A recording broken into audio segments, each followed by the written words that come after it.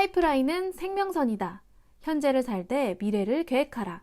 작가인 버크 해지스의 아버지가 한 이야기입니다. 재미있는 이야기를 들려드릴게요. 1801년 이탈리아 중부의 어느 작은 마을 파블로와 브루노라는 두 젊은이가 살고 있었습니다. 이들은 만날 때마다 언젠가는 마을에서 제일 가는 부자가 되고 말겠다는 얘기를 하면서 미래의 꿈을 키워갔습니다. 어느 날 기회가 찾아왔습니다. 마을 사람들이 강에서 물을 길어다 광장에 있는 물탱크를 채울 사람을 구했던 것입니다. 브루노는 말했습니다. 와, 이런 행운이 찾아오다니 믿을 수가 없군. 이건 내가 꿈꿔오던 일이야. 하지만 파블로는 자신이 꿈꿔온 일은 이것이 아니라고 생각했습니다. 하루 종일 물통을 쥐고 나르느라 손에는 물집이 잡히고 온 몸이 쑤셨기 때문입니다. 물을 좀 더 쉽게 마을로 끌어올 방법을 찾아야겠어. 며칠을 생각한 파블로는 브루노에게 제안합니다. 바로 강에서부터 마을까지 파이프라인을 설치하자고 말이죠. 하루에 몇 시간만 물통으로 물을 나르고 나머지 시간과 주말에는 파이프라인을 설치하겠다는 계획을 설명했지만 브루노는 동의하지 못합니다. 브루노는 하루에 100통의 물을 나르면 하루에 1달러를 벌어 부자가 될 수 있다고 말합니다. 일주일이면 멋진 신발도 사고 한 달이면 당나귀도 사며 6달이면 집도 장만할 수 있다고 말이죠. 물론 파블로 역시 파이프라인을 설치하는 것이 쉽지 않을 것이라 예상하고 있었습니다. 하지만 그는 자기 자신을 믿었고 꿈을 향해 파이프라인을 설치하기 시작했습니다. 마을 사람들은 파블로를 파이프라인맨이라고 놀려댔습니다. 브루노는 만날 때마다 새로 구입한 것을 자랑했습니다. 브루노는 아담한 2층짜리 집도 장만했고 당나귀도 구입했습니다. 그러자 마을 사람들은 그를 브루노가 아닌 브루노 씨라고 불렀습니다. 브루노가 그렇게 즐기는 동안 파블로는 진척이 없어 보이는 파이프라인을 설치하고 있었습니다. 그는 미래의 꿈이 오늘의 희생을 바탕으로 이루어진다는 것을 알고 있었기 때문에 열심히 땅을 팠습니다. 날이 갈수록 1cm는 1m로 늘어났고 다시 10m, 20m, 100m가 되었습니다. 몇 개월 후 파블로는 파이프라인을 절반 정도 완성했습니다. 물통을 나르는 거리도 반으로 줄어들었죠. 이에 시간적 여유가 생겼고 파블로는 더 열심히 파이프라인을 설치할 수 있었습니다. 그는 간혹 무거운 물통을 나르는 브루노를 바라보았습니다. 힘겹게 물통을 나르다 보니 브루노의 어깨는 축 처졌고 등은 굽었으며 걸음걸이는 갈수록 느려졌습니다. 그리고 브루노는 평생 힘겨운 물통을 날라야 하는 자신의 처지를 한탄하며 분노와 불만을 터뜨렸습니다. 파블로는 드디어 파이프라인을 완공했습니다. 그는 더 이상 물통을 나를 필요가 없었고 그가 밥을 먹거나 잠을 자는 동안에도 즐겁게 노는 시간에도 물은 파이프라인을 통해 흘렀습니다. 파블로는 점점 더 많은 돈을 벌었고 마을에서 그를 기적을 일으킨 사람으로 불렀습니다. 하지만 파블로는 자신의 성과가 결코 기적이 아님을 알고 있었습니다. 또한 그는 그 마을뿐 아니라 다른 마을에도 파이프라인을 설치할 계획을 세우고 있었습니다. 나아가 전 세계를 관통하는 파이프라인을 구축하려는 계획까지 말이죠. 파이프라인 설치로 물이 콸콸 쏟아지자 물통을 옮기던 브루노는 일자리를 잃었고 먹고 사는 일을 걱정하게 되었습니다. 파블로는 브루노에게 찾아가서 제안을 합니다.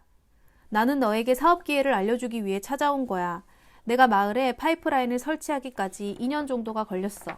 그동안 나는 눈물겹도록 힘들었지만 많은 것을 배웠지. 그리고 그 모든 지식을 바탕으로 이제 여러 개의 파이프라인을 설치하는 시스템을 개발했어. 나는 그 시스템을 너와 다른 사람들에게 가르쳐 줄 생각이야.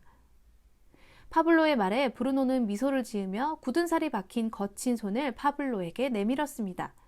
악수를 한 그들은 오랫동안 헤어졌다가 다시 만난 친구들처럼 강하게 포옹을 했습니다. 그 후 몇 년이 흘렀습니다. 파블로와 브루노는 이미 은퇴를 했지만 전 세계로 확장된 그들의 파이프라인에서 연간 수백만 달러의 매출이 발생해 그들은 풍요로운 삶을 누립니다. 전 세계로 여행을 다니는 그들은 가끔 물통을 나르는 젊은이를 만납니다. 그러면 그들은 가던 길을 멈추고 파이프라인을 설치하는 방법을 알려주고 자신들이 도와주겠다고 제안합니다. 그런데 대다수는 오랜 습관에 얽매여 이런저런 핑계를 댑니다. 그런 일을 할 시간이 없어요. 내가 잘 아는 사람은 실패했어요. 일찍 시작한 사람만 돈을 번다면서요? 그냥 지금 살던 대로 살래요. 파블로와 브루노는 많은 사람이 기존의 습관에 얽매이거나 편견, 오해로 인해 미래의 비전을 제대로 알아보지 못하는 현실에 가슴이 아팠습니다. 어쩌면 그래서 그 꿈을 이루는 사람이 극소수에 불과한 것인지도 모릅니다. 오늘의 책은 버크 해지스의 파이프라인 우화입니다. 파이프라인의 지렛대 효과. 혹시 여러분은 레버리지 효과, 즉 지렛대 원리를 알고 계시나요? 이는 문명을 송두리째 바꿔놓은 기막힌 개념입니다. 1444년 독일의 활판 인쇄술 발명자 요하네스 구텐베르크는 와인을 짜던 기계를 상업용 인쇄기계로 제조했습니다. 그리고 그는 그 인쇄기로 찍은 180부의 성서를 며칠 만에 모두 판매하면서 커다란 성공을 거뒀습니다. 책을 일일이 손으로 적을 때 들어가는 노력과 결과 사이에는 1대1의 대응 관계가 성립합니다. 즉, 이는 물통을 나르는 것과 같습니다. 가령 필사자가 한쪽을 옮겨 적는데 하루가 걸리면 100쪽을 옮겨 적는 데는 100일이 걸립니다. 인쇄기로 작업할 경우에는 어떨까요? 16세기에 인쇄기를 사용하기 위해 한쪽 분량의 활자를 만드는 데는 꼬박 하루가 걸렸지만 그 결과는 엄청납니다. 다음날 인쇄기가 돌아가면 금세 100장이 쏟아져 나오기 때문이죠. 이러한 지렛대 원리는 시간과 돈에 적용해도 마찬가지의 결과가 나옵니다. 즉, 결과가 복비례로 증가합니다. 다시 말해 돈에 대한 이자가 복리로 늘어납니다. 가장 전형적인 사례는 주식 투자입니다. 여러분들은 아마 월가의 살아있는 전설이라고 불리는 워렌 버핏의 이야기를 잘 알고 있을 것입니다. 그가 운영하는 회사 버크셔 해서웨이는 1965년 주당 19달러에 지나지 않았지만 1998년 말 7만 달러에 달했습니다. 결국 1965년에 단돈 300달러를 레버리지하면 오늘날 100만 달러로 키울 수 있는 셈입니다. 다만 가끔 신문이나 주식 관련 잡지를 뒤적여 주가를 확인하면 그만입니다. 시간을 레버리지하라. 뉴욕주 에팔레치아에서 오래전부터 전해 내려오는 속담은 돈을 레버리지하는 것과 시간을 레버리지하는 것의 차이를 보여줍니다. 커다란 상수리 나무의 꼭대기에 오르는 방법에는 두 가지가 있다. 하나는 도토리 위에 앉아 씨앗이 거목으로 자라길 기다리는 것이고, 다른 하나는 거목의 꼭대기로 기어 올라가는 것이다. 사람들이 파이프라인을 구축하기 위해 돈을 레버리지하는 것은 도토리 위에 앉아 기다리는 것과 같습니다. 나는 이 방법을 50년 파이프라인 계획이라고 부릅니다. 이처럼 돈이 배가 될 때까지 몇 년이 곧 끈기 있게 기다리는 것이 바로 배가의 원리입니다. 이는 확실히 성공할 수 있습니다. 다른 한편으로 상수리나무 꼭대기로 기어 오르는 것도 믿습니다. 거목으로 자란 상수리나무 꼭대기로 기어 오르는 것을 나는 5년 파이프라인 계획이라고 부릅니다. 이 역시 경제적 여유로움과 안정적인 목표를 이루게 해줍니다. 중요한 것은 5년 파이프라인 계획은 50년 파이프라인 계획보다 10배나 시간을 단축해준다는 사실입니다. 이 배가 파이프라인.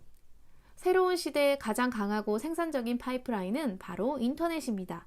한마디로 그것은 이 파이프라인입니다. 이것은 50년이 아니라 2년에서 5년 만에 지속적인 인쇄 수입을 창출하게 해줄 파이프라인을 구축하는 법을 말합니다. 간단한 예로 여러분은 이 비즈니스 회사의 상품 및 서비스를 소개해 한 달에 한 명을 새로운 사업에 참여시킬 수 있나요? 그런 사람을 한 달에 한 명만 찾으면 됩니다. 이제 당신은 사업 파트너가 될 두 번째 사람을 물색하면서 첫 번째 파트너에게 그의 친구나 아는 사람과 파트너가 되는 방법을 가르쳐 줍니다. 매달 한 명이 여러분의 파트너가 되었다면 한 해가 끝날 무렵에는 배가의 원리에 따라 무려 4,096명의 독립사업자가 활동하고 있을 것입니다. 이러한 신개념 파이프라인은 지속적으로 이윤을 창출할 뿐 아니라 파이프라인을 만드는 파블로처럼 여러분의 돈 대신 시간을 레버리지한다는 특징이 있습니다. 신개념 파이프라인, 즉 이 배가는 50년이 아니라 2년에서 5년 안에 파이프라인을 구축하도록 도와줍니다. 더구나 이것은 몇십 년이 아닌 몇 달 안에 이익을 낼 수 있습니다. 부업으로도 그 파이프라인을 구축할 수 있습니다. 즉 저녁이나 주말에 틈틈이 생산적인 시간을 사용하여 전업으로 해도 좋을 만큼 이익을 얻을 때까지 자신의 상황에 맞춰 천천히 진행할 수 있습니다. 무엇보다 좋은 것은 5년 파이프라인을 만드는데 많은 돈을 투자할 필요가 없다는 점입니다. 여러분이 할 일은 시간 및 사람들과의 관계를 레버리지하는 것 뿐입니다. 현재를 살 때 미래를 계획하라. 몇 년 전 아버지는 내게 몇 가지 조언을 해주었는데 특히 이 말도 한 번도 잊은 적이 없습니다. 현재를 살되 미래를 계획하라. 여러분들도 50년 파이프라인을 구축하는 동시에 5년 파이프라인을 구축한다면 내 아버지의 현명한 조언을 따를 수 있습니다. 특히 이 배가를 통한 5년 파이프라인 계획은 몇 달 내의 노력의 대가를 얻게 해주므로 현재를 사는 것이 가능합니다. 그와 더불어 미래를 위한 50년 파이프라인을 구축하십시오. 내 아버지가 현재를 살되 미래를 계획하라 라는 조언을 해 주었을 때 여기에는 파이프라인은 생명선이다. 그러니 물통을 나르는 사람이 되지 말고 파이프라인을 구축하는 사람이 되어라 라는 뜻이 들어 있었습니다. 오늘도 찾아주셔서 감사합니다. 저는 더 좋은 책으로 다시 찾아뵐게요.